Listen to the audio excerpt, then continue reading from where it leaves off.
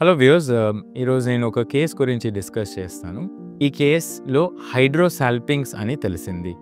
ఇది ఫర్టిలిటీ ప్రాబ్లమ్స్‌కి ఒక reason.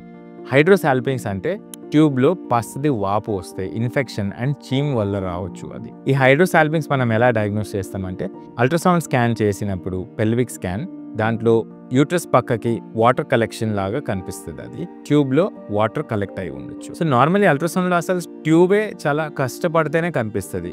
And దానికోసమే సెలైన్ టెస్ట్ చేస్తారు ట్యూబ్స్ చెక్ చేయడానికి, సోనోహిస్ట్రోగ్రామ్ అని. కానీ హైడ్రోసాల్పింగ్స్లో ట్యూబ్లో వాపు క్లియర్గా మనకు స్కానింగ్లో కనిపిస్తుంది. హైడ్రోసాల్పింగ్స్ ఉంది అని మనకు తెలిసినప్పుడు ఈ హైడ్రోసాల్పింగ్స్ తీపించుకుంటేనే మంచిది. ఈ తీయనికి ప్రాసెస్ పేరు లాప్రోస్కోపీ. ఫస్ట్ మనం కేస్ స్టార్ట్ చేసినప్పుడు గర్భసంచి ద్వారం దగ్గర చాలా రెడ్నెస్, ఇన్ఫ్లమేషన్ అంటే దానికి సర్వీసైటిస్ అని అంటారు. సో నెక్స్ట్ స్టెప్ వచ్చేసి గర్భాశయంలో మనం కెమెరా పంపించి చూస్తాం. ఇది ప్రాసెస్కి హిస్ట్రోస్కోపీ అంటారు. హిస్ట్రోస్కోపీ ప్రాసెస్లో మనకు ఇక్కడ కెమెరా పెట్టడానికి కొంచెం డిఫికల్టీ అయింది, ఎందుకంటే ద్వారం మొత్తం మూసుకోపోయి ఉండే. సో ఇప్పటి వరకు నేను ఒక 20,000 హిస్ట్రోస్కోపీస్ చేసి ఉంటాను. సో డెఫినెట్లీ నో ప్రాబ్లం అండి. ఈ కండిషన్లో ఈ ద్వారం మనం ఓపెన్ చేసి ఈ గర్భాశయంలో కెమెరా పంపించినప్పుడు మనకు ఫ్లూయిడ్ అనేది ట్యూబ్లోకి ఎక్కట్లేదు. ఇది ఒక కన్ఫర్మేషన్ అన్నమాట.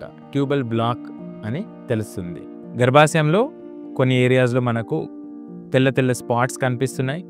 అది కూడా ఇన్ఫెక్షన్ వల్లనే. అండ్ ట్యూబ్ ద్వారాలు కూడా మూసుకోపోయినాయి. మనకు మెడికల్ టర్మ్లో స్టినోసిస్ అంటారు. సో ఈ గర్భాశయం లైనింగ్కి మనం కొంచెం క్లీన్ చేసి క్యూరటాజ్ అంటారు, క్యూరటాజ్ చేసి కొంచెం బ్లడ్ సప్లై పెరిగేనికి కూడా మెడిసిన్స్ ఇచ్చిన. సో నెక్స్ట్ మనం లాప్రోస్కోపీ అంటే టమ్మీ నుంచి చిన్న సన్న కెమెరా పంపిస్తే మనకు లివర్ పక్కకే అతుకులు కనిపించినాయి. ఈ అతుకులు ఇన్ఫెక్షన్ వల్లనే వస్తాయి.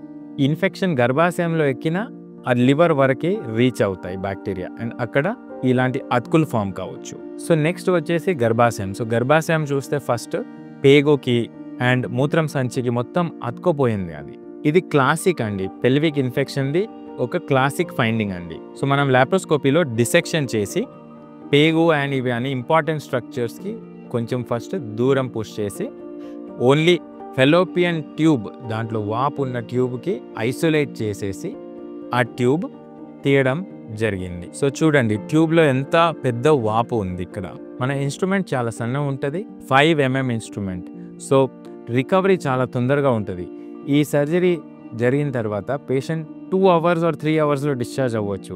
అండ్ సేమ్ డే నుంచి నార్మల్ యాక్టివిటీస్ అన్నీ రెజ్యూమ్ చేయొచ్చు. నెక్స్ట్ డే నుంచి ఆఫీస్ కూడా వెళ్ళొచ్చు. ఇదే అడ్వాంటేజ్ లాప్రోస్కోపిక్ సర్జరీది. సో చూడండి ఇప్పుడు చాలా వరకు ట్యూబ్ డిసెక్షన్ కంప్లీట్ అయింది. అండ్ ఈ ట్యూబ్ మొత్తంకే మనం ఎక్సైజ్ చేసేసినాం. సో ఒమెంటమ్ అంటే పేగు దగ్గర ఉన్న ఫ్యాట్ కూడా చాలా అతుకులు ఉంటే అవన్నీ అతుకులు కూడా మనం క్లియర్ చేసినాం. సో ఈ ప్రొసీజర్ తర్వాత పేషెంట్ చాలా హ్యాపీ అండ్ పెయిన్ ఫ్రీ అయ్యారు. సో 2 సైడ్ ట్యూబ్లో ఉన్న వాపు అంటే హైడ్రోసాల్పింగ్స్ అండ్ ట్యూబల్ బ్లాక్ ఉన్న వల్ల ఈ 2 సైడ్ది అబ్నార్మల్ ట్యూబ్స్ మనం తీసేసినాం. అండ్ నెక్స్ట్ పేషెంట్కి ఐవీఎఫ్ అని సజెస్ట్ చేసినాం ప్రెగ్నెన్సీ ప్లానింగ్ కోసం. ఎందుకంటే ట్యూబ్స్ లేకున్నప్పుడు న్యాచురల్ ప్రెగ్నెన్సీ ఆర్ ఐయుఐలో కూడా ప్రెగ్నెన్సీ రాదు. సో ఈ పేషెంట్కి ఐవీఎఫ్ ప్రాసెస్ జరిగింది. స్కానింగ్లో తనకి చాలా మంచి ఎండోమెట్రియల్ లైనింగ్ కూడా వచ్చింది. అండ్ ఫస్ట్ అటెంప్ట్లో పేషెంట్కి ప్రెగ్నెన్సీ పాజిటివ్ వచ్చింది. సో ఇదే ఇంపార్టెన్స్ ఉంటుంది. Scanning, laparoscopy and correct medical procedure చేస్తే మీకు కూడా త్వరగా ప్రెగ్నెన్సీ వచ్చే ఛాన్సెస్ చాలా మంచిగా ఉంటాయి. Thank you.